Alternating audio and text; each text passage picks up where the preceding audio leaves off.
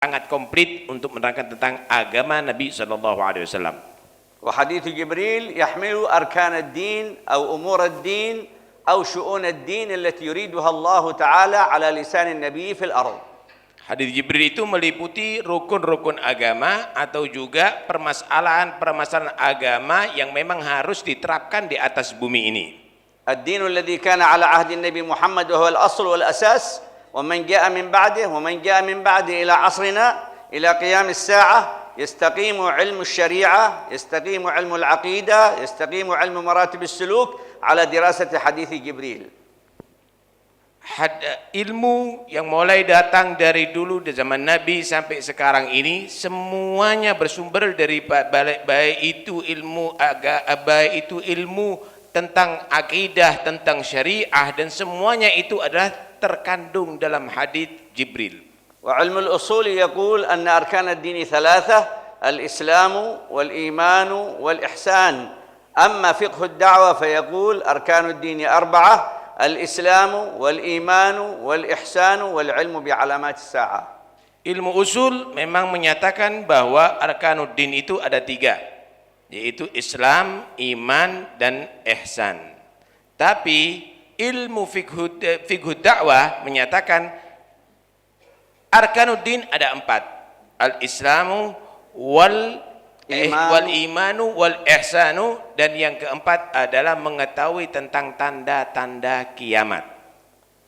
العلم بعلامات الساعة لم يدرسه علماء الأصول وإنما أخذوه معلومات عامة لأنهم لم يكونوا محتاجين إليه في ذلك العصر السابق. Ilmu tentang tanda-tanda kiamat memang tidak diambil oleh ulama usul karena saat itu mereka tidak perlu. Ilmu tanda-tanda kiamat adalah diperlukan untuk ulama-ulama yang ada di akhir.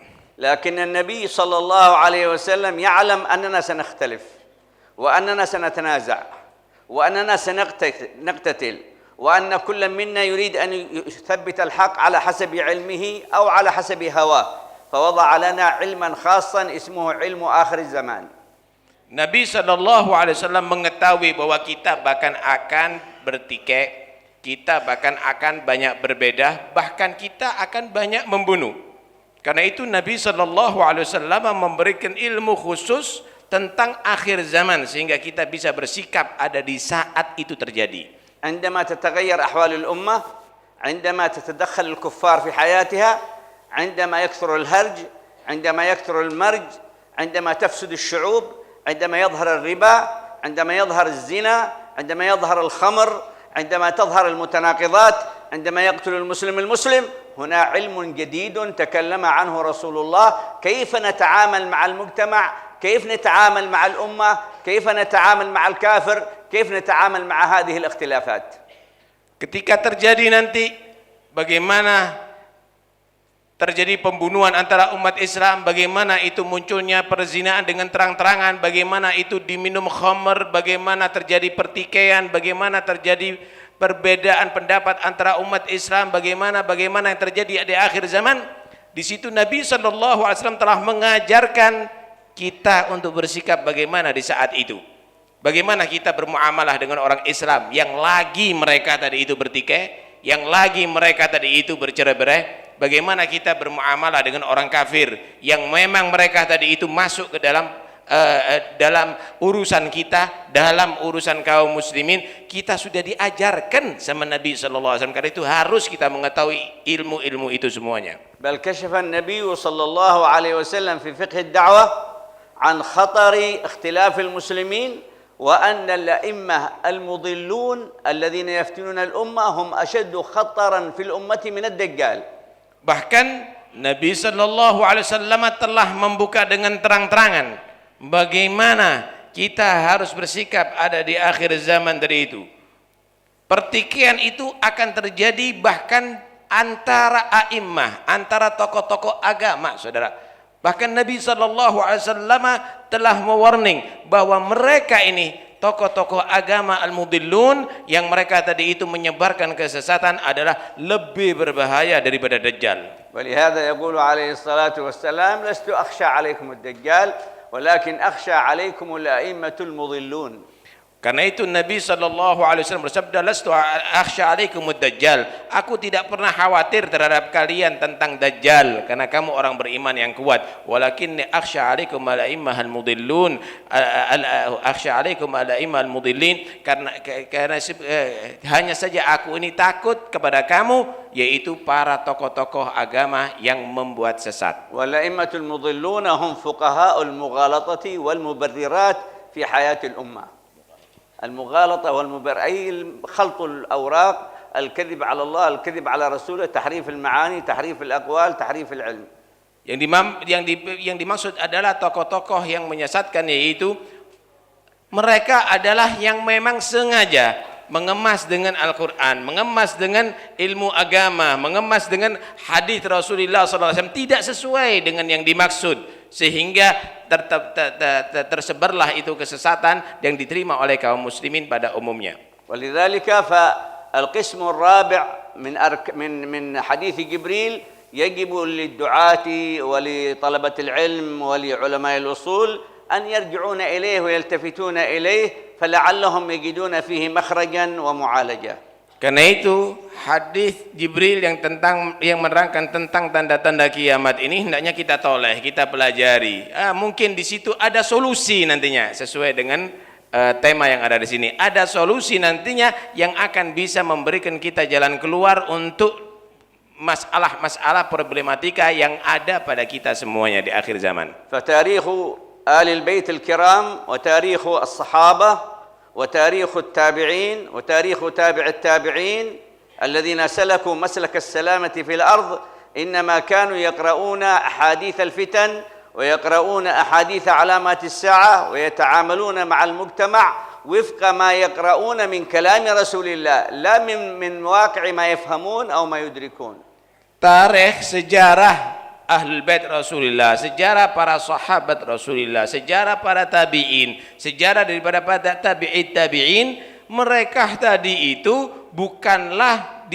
itu bersikap dengan pendapat, tapi mereka adalah orang yang mempelajari bagaimana bersikap ketika terjadi fitnah sesuai dengan apa yang disabdakan oleh Nabi tentang tanda-tanda akhiruz zaman, sehingga mereka bersikap itu bukan hanya karena pikiran, tapi bersikap tadi itu juga karena nas, karena ada ucapan Rasulullah sallallahu alaihi wasallam. فجبريل سأل النبي صلى الله عليه وسلم عن الإسلام فأجابه بالأركان الخمسة وسأله عن الإيمان فأجابه بالأركان الستة وسأله عن الإحسان فأجابه بأن تعبد الله كأنك تراه فإن لم تكن تراه وهذه ما يسميها علماء الأصول بالثوابت.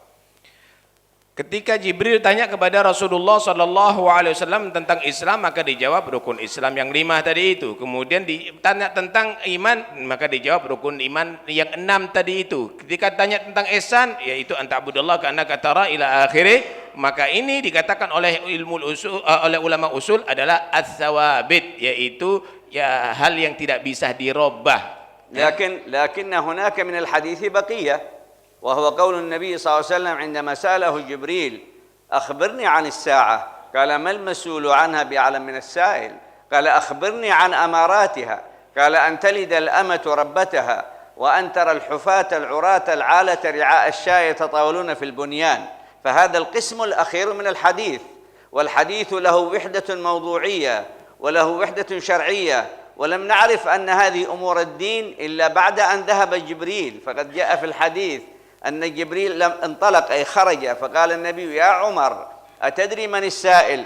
قال قلت الله ورسوله أعلم. قال ذاك جبريل أتاكم يعلمكم دينكم أو أمور دينكم. فاللفظة التي قالها رسول الله دينكم أو أمر دينكم تشمل 3 مواضيع أم تشمل 4؟ 4.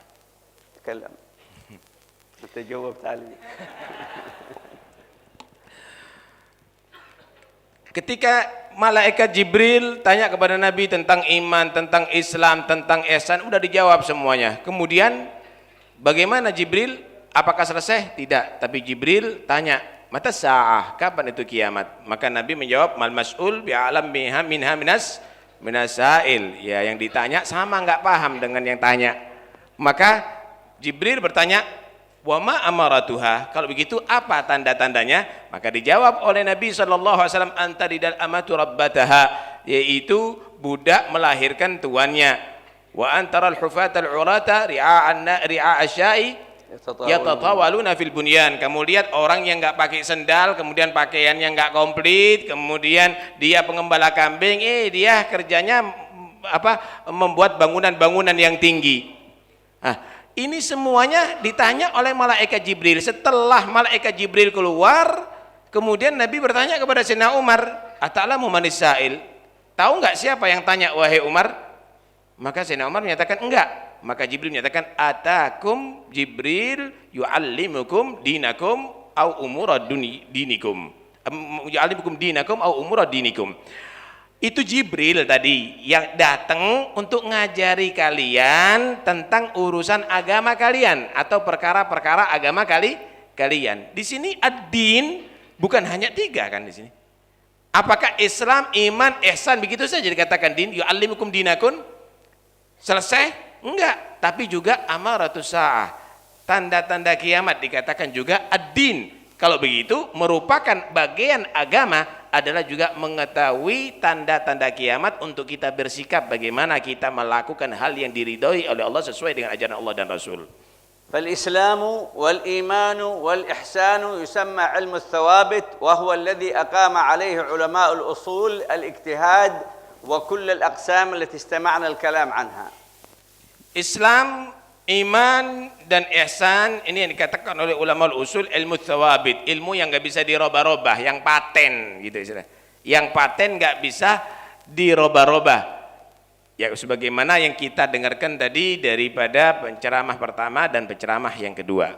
Wa amma ilmu al-mutaghayyirat wa huwa ma yakhussu ar-rukn al-akhir aw al-amr al-akhir من القراءة علامات الساعة التي أخبر عنها رسول الله صلى الله عليه وسلم فهو فقه الدعوة في آخر الزمان عند اختلال أوضاع الأمة. Adapun yang terakhir yaitu tentang masalah tanda-tanda kiamat yang ditanyakan oleh malaikat Jibril, ini adalah ilmu yang sangat diperlukan untuk para dai, para ulama ada di akhir zaman tadi itu, bagaimana cara kita bersikap yang disebut dengan fiqhud da'wah. والذي يظهر في آخر الزمان علامات كبرى وعلامات وسطى وعلامات صغرى كلها نص عليها حديث رسول الله صلى الله عليه وسلم. Di akhir zaman ini ada tanda-tanda kiamat yang disebut alamat kubra, tanda yang besar, ada alamat wusta, tanda yang tengah-tengah, ada yang alamat sughra, tanda yang kecil.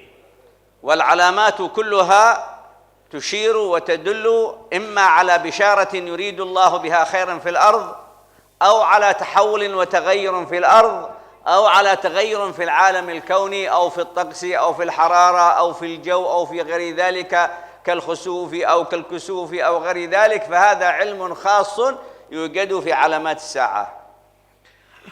Adapun tanda-tanda yang dimaksud itu bisa berubah, bisa mengkabarkan kepada kita tentang kegembiraan, bagaimana kita akan mendapatkan kemenangan dan bantuan dari Allah dan lain-lainnya, atau bisa tentang perubahan daripada yang terjadi, bagaimana nanti perkembangan orang tadi itu ternyata bisa begini, ada perubahan bagi mereka, atau perubahan daripada alam, perubahan daripada alam, mungkin panas atau ada gempa atau ada misalnya gerhana matahari atau gerhana bulan, itu semuanya sudah diterangkan oleh Nabi sallallahu alaihi wasallam dalam hadis-hadis tentang tanda-tanda kiamat.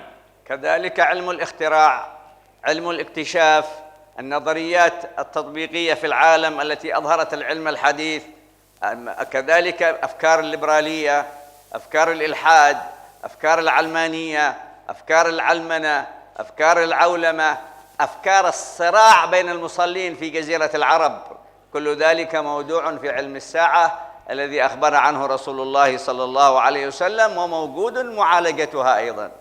Semua yang terjadi, ilmu apapun, ilmu tentang masalah apa tadi itu globalisasi, ilmu tentang liberalisasi atau ilmu tentang apapun yang terjadi, bahkan ilmu tentang sekarang yang terjadi, antara pertikaian orang yang sholat menghadap Ka'bah semuanya saling membunuh, saling menyerang, saling menghancurkan, itu pun sudah diterangkan oleh Rasulullah SAW dalam hadits-haditsnya. Kita nggak usah bingung bagaimana cara bersikap nantinya, karena itu harus kita ketahui. Jadi nggak pakai Anda mereka salah sikap, maka Anda tidak seperti yang dikatakan oleh Nabi SAW.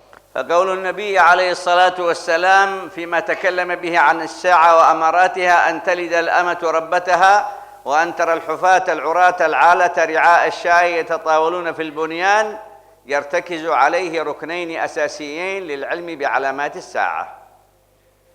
Kalau kita dengarkan bagaimana Nabi SAW menyatakan tentang tanda kiamat, disebutkan ada dua, yaitu anak melahirkan tuannya, orang yang enggak pakai sendal, bajunya enggak komplit, pengembala kambing, hobinya membuat bangunan yang tinggi. Berarti ada dua di sini yang harus kita cermati tentang tanda kiamat, ada di sini.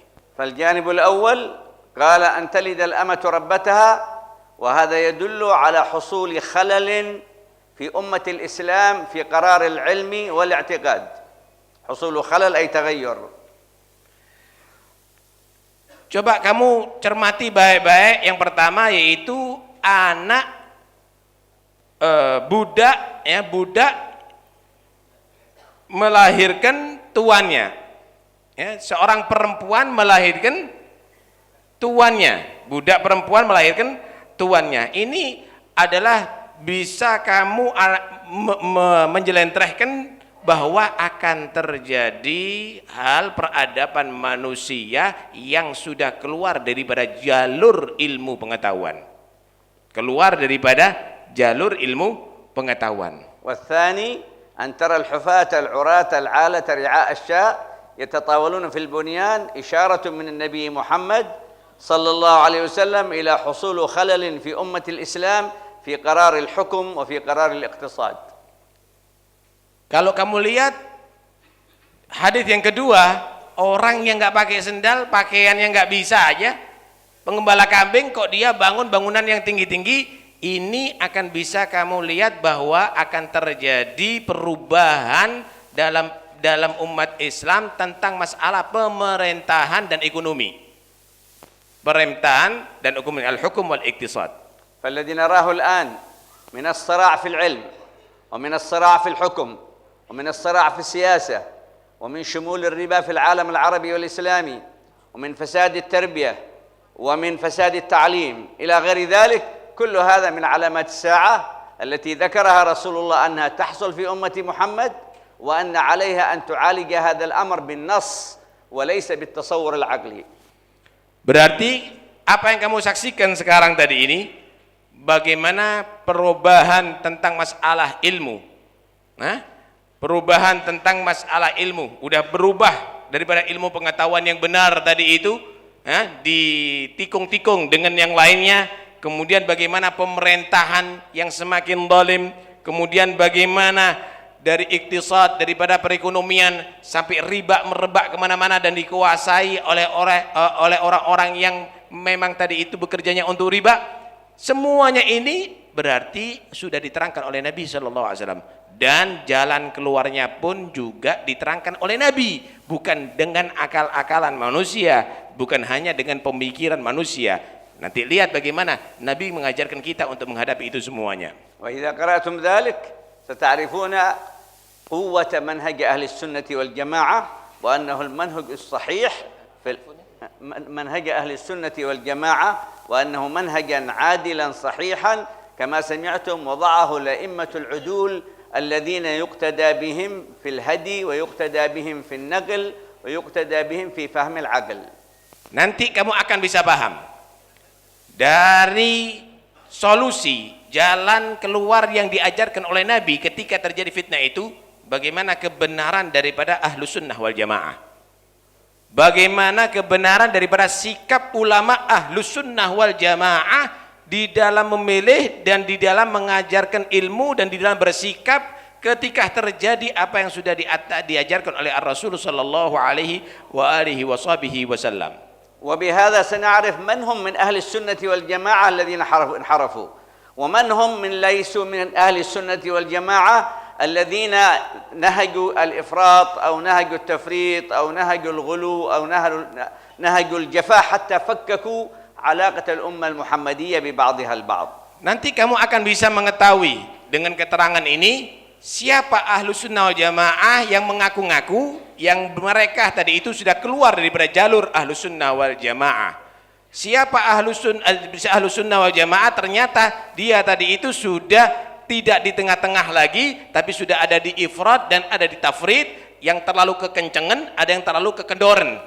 Nah, sehingga kamu tadi itu bisa memilih bahwa jalan yang tengah tadi itu adalah jalan yang benar, bukan jalan yang terlalu kekencengan dan jalan yang terlalu kendor tadi itu, sehingga kamu tadi itu bukan termasuk ahlul ifrat dan ahlul tafrid. فالنبي صلى الله عليه وسلم عرفنا بالنص كما عرفنا الوضوء، كما عرفنا الصلاة، كما عرفنا الصوم، كما عرفنا الحج، كما عرفنا الاستنجاء، كما عرفنا التسليم على بعضنا البعض، أيضا عرفنا من الذي سيحرف الدين، من الذي سيغير الأمة، من الذي سيفسد بين المسلمين، من الذي سيستخدم السياسة، من الذي سيكون صادقا في العلم، حتى أنه أشار في الحديث إلى هذا الأمر بقوله عليه الصلاة والسلام: يرث هذا العلم، وفي رواية يرث هذا الدين من كل خلف عدوله ينفون عنه تحريف الغالين وانتحال المبطلين وتأويل الجاهلين. ونحن الآن نعيش هذه المشكلة،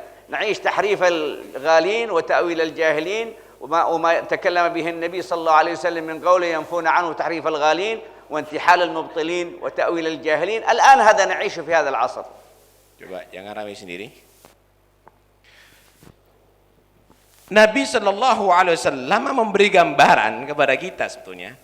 Nabi itu sudah memberitahu kepada kita siapa orang-orang yang akan berubah itu, siapa orang-orang yang akan berbuat macam-macam tadi itu sudah diketahui dengan jelas, sudah diajarkan oleh Nabi Shallallahu Alaihi Wasallam, seperti Nabi mengajarkan kepada kita sholat, puasa, wudhu, zakat, haji, istinja, yang lainnya jelas. Nabi menyatakan dengan jelas, saudara, apa yang akan terjadi daripada tokoh agamakah, tokoh masyarakatkah, tokoh pemerintahkankah, fitnah yang terjadikah, semuanya dijelaskan oleh Nabi SAW dengan jelenteh dalam hadits-hadits amaratus sa'ah. Bahkan Nabi SAW telah mengisyaratkan ini semuanya. Nabi bersabda, ya yarithu hadad din min kulli khalafin uduluh, bakal akan membawa ilmu agama ini pada setiap generasi orang-orang yang adil. Yunfuna anhu ta'rif al-ghalin, al-ifrat.